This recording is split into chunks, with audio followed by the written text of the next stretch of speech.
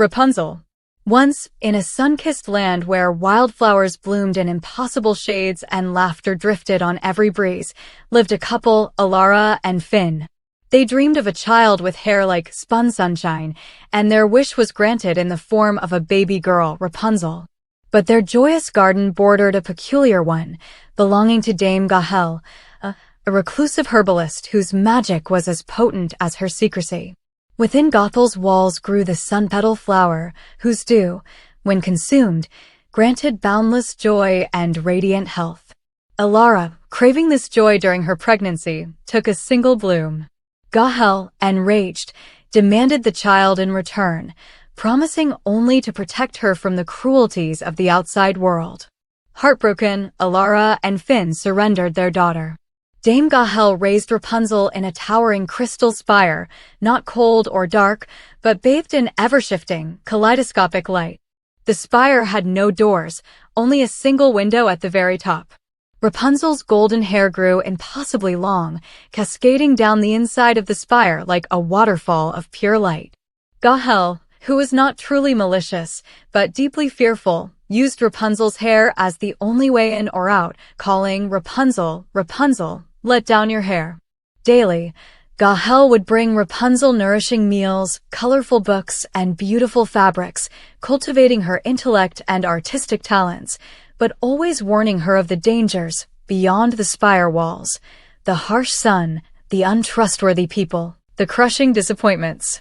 Rapunzel, knowing no other life, believed her. Rapunzel grew into a young woman of extraordinary grace and spirit, her laughter echoing like wind chimes within the crystal walls. She filled her days painting murals on the spire's inner surfaces with pigments she crafted from glowing moss and ground crystals, learning forgotten languages from ancient texts and composing melodies on a wind harp. Her hair, a living river of gold, shimmered with tiny motes of captured starlight, and sometimes, when she sang, the starlight would dance in response. She learned to weave intricate tapestries, each thread imbued with a tiny spark of her own joyful essence. Yet, sometimes, a pang of longing, a quiet whisper of more, would stir within her as she gazed at the distant, sun-drenched forests through her high window. One day, a young wanderer and apprentice cartographer, Prince Lyra, ventured into the hidden part of the valley. He was not looking for a princess, but for a mythical, whispering spring rumored to hold the purest inspiration for maps. Drawn by the most beautiful singing he had ever heard, he discovered the crystal spire. Fascinated, he hid and watched as Dame Gahel ascended, calling the magical words. He learned her secret. Over the next few days, Lyra returned, mirroring Gothel's call. "Rapunzel, Rapunzel, let down your hair." At first, Rapunzel was startled, then intrigued. She cautiously let down her golden braid, thick as a rope. Lyra climbed, his heart pounding. He explained he was not a danger, but a seeker of beauty and stories.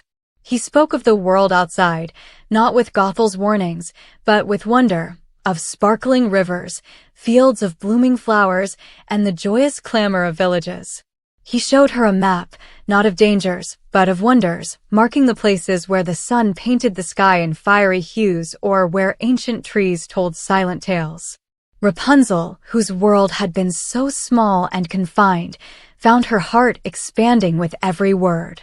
She shared her music, her paintings, her woven stories, each infused with the pure, untainted magic of her spirit. Lyra, in turn, felt his own spirit lighten, finding a deeper inspiration than any spring could offer. Gahel, sensing a change in Rapunzel's demeanor, a new, confident light in her eyes, a bolder note in her song, grew suspicious. She confronted Rapunzel, who, filled with her new understanding, bravely spoke of her desire to see the world. Gahel, in a fit of panic and fear for Rapunzel's safety and perhaps her own solitary comfort, snapped. Using her herbal magic, she cut Rapunzel's magnificent hair, severing it with a glowing, silver shear. The golden tresses fell to the floor, instantly losing their luster, turning into dull, lifeless strands. "Now," Gahel declared, her voice trembling, "the outside world has no use for you, and you can never leave." She then banished Rapunzel to a distant, sun-drenched glade, far from the spire, believing she was protecting her from greater heartbreak. Rapunzel, now with short, choppy hair, felt a profound loss. Her magic had always been tied to her flowing locks. The glade was beautiful, filled with vibrant flowers and singing birds, but she felt diminished, her connection to her unique self severed. Her vibrant spirit, though not broken, felt muted. Her joy, once so boundless, now flickered like a distant candle. She missed Lyra and the world he had promised. Lyra returned to the spire, only to find Gahel, distraught and alone, the golden hair gone. He confronted her not with anger, but with understanding. He explained that Rapunzel's true joy was her own, not something to be contained. Gahel, seeing the genuine light in his eyes, felt her own fear begin to recede. She confessed where Rapunzel had gone. Lyra, heartbroken but determined, set out to find her. He traveled through the sun-drenched land, guided only by the memory of Rapunzel's songs and the map of wonders they had shared. He searched for days, weeks even, his hope sometimes waning, but always rekindled by a snatch of melody he imagined on the wind. Finally, he found the secluded glade. Rapunzel sat by a crystalline pond, her short hair framing a face etched with quiet sadness. Her usual vibrant clothes were faded, and the starlight motes no longer danced around her. Lyra rushed to her, calling her name. Rapunzel looked up, tears in her eyes. "My hair, my magic, it's gone." Lyra knelt beside her, taking her hands. "Rapunzel," he said, "your magic was never in your hair. It was in your heart. It was in your songs, your paintings, your laughter. It was in your spirit that longed to connect and create." He pulled out the map they had studied together, now worn from his journey. "You taught me how to truly see the wonders of the world, not just chart them. You gave me connection. Your light shines brighter than any golden hair." As he spoke, Rapunzel looked at her hands, then at her reflection in the pond. She saw not the short hair, but the spark in her own eyes. She took a shaky breath, then sang. It was a simple tune, one she had composed in the spire, a song of longing and wonder. As her voice soared, tiny iridescent motes of light, like fireflies, began to dance around her head, emanating not from her hair, but from her very being. They pulsed with every note, painting the glade in soft, shimmering hues. Her inner magic, far from being severed, had simply learned to shine differently. Gahel, guided by a strange, newfound lightness in her own heart, arrived then. She saw Rapunzel's radiant, short-haired form, surrounded by dancing light, singing with pure joy. Gahel, tears streaming down her face, finally understood the true nature of love and freedom. She apologized, truly and deeply, for her fear-driven actions. Rapunzel, surrounded by the gentle glow of her own liberated magic, embraced them both.